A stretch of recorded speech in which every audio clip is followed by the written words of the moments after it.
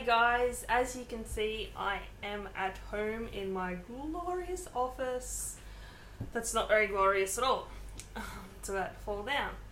I was going to do an update in my house, but I got sidetracked and I didn't get around to it, so I'm really sorry about that. So no house tour this week either. I'll get straight to it. I did my second gestational diabetes test, the one where you fast and they take blood every hour, and I passed it. So yay! I'm pretty happy about that. Yeah, my OB's office rang and said that everything was fine. I also went in for a scan with my OB. I have a scan every time I see my OB, but the baby has started to slow down with his growth, which is fantastic news for me because he was measuring consistently 2 weeks ahead, and his head was measuring larger than the rest of his body. So he is slowed down now and he's only measuring 6 days ahead. So hopefully we end up having a normal sized baby when it comes time to it. He is still in breech position, which is okay for now. My OB wants to see them sort of turn around at 31 weeks. And I'm pretty sure Beth said her little fella was like this. To keep his legs straight, he has his legs up around his head. So he's sort of folded in half. But I can feel him move a fair bit, so he's still rolling around a lot. Like the day that he had his feet up around his head, he was more on the right side, and then the next day he was really over on my left side. Sorry, he was really on my left side, right? Opposites to what I just said anyway. So, and last night was the first time I have felt that he's had hiccups. And it took me a little while to maybe twig, so maybe he has had them before but hasn't had them for so long. So last night I could feel this consistent, like it wasn't a hard kick or anything, so that's why I was like, I wonder what's going on in there. It was almost like he was hitting something to a beat. And I was just watching television. I was lying down watching television, and then it tweaked to me that he had the hiccups. So it was so cute. I was like, oh. I felt like trying to hold my breath so his hiccups would go away. But they lasted for a good 20 minutes. By the end, it was starting to get a little bit annoying. I was like, oh, geez, how long is this little fella going to have hiccups for? But he got over them, and he must have just gone straight back to sleep after it.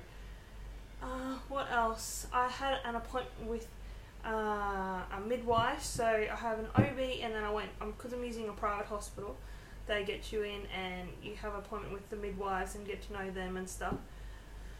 So I just went and seen her, and we discussed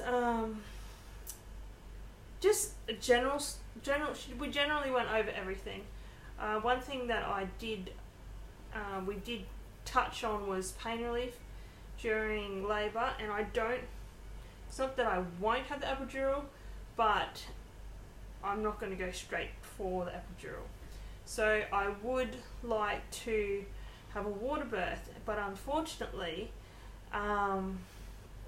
because the private hospital I'm with is, it's not a chain, but they're part of a group, a Ramsay group, and so what goes for one hospital goes for all of their hospitals.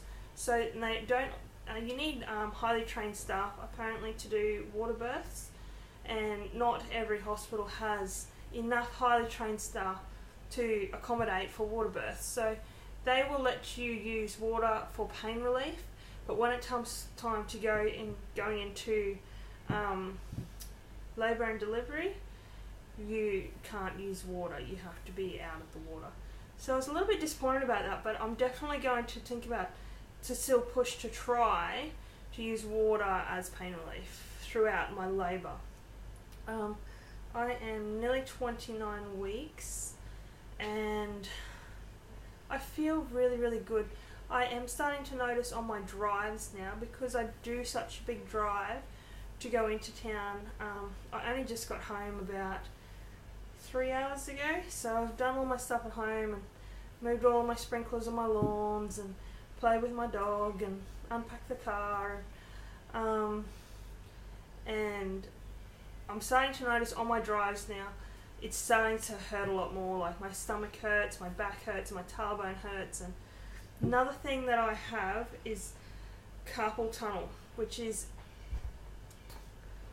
it's not that painful, but my hands go numb at night. Every night they go numb, and I'm noticing now my knuckles, my wrists are starting to get sore.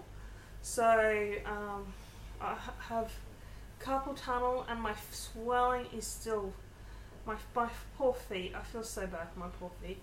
I am still using the compression socks, but they only do so much. I'm not even sure if they're helping a lot. I think they just slow the process down a little bit. I still end up with massive feet at the end of the day. What else? I did download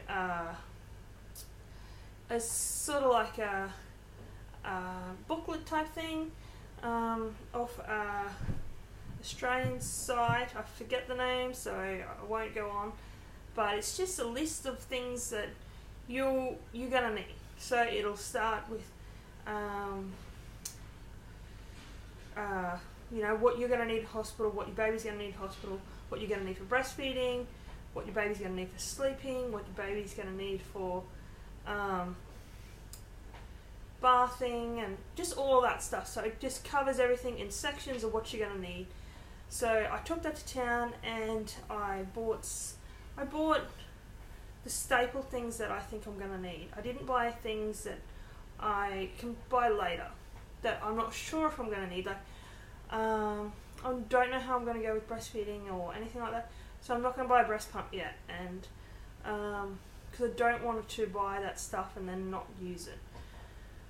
So I bought a car seat, I bought a bassinet, and I just bought face washes and a few towels and all that sort of stuff for him. So I'll just quickly do a bump shot and then I will have to go.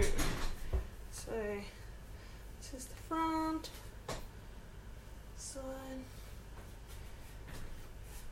So okay guys, thanks for watching. Bye.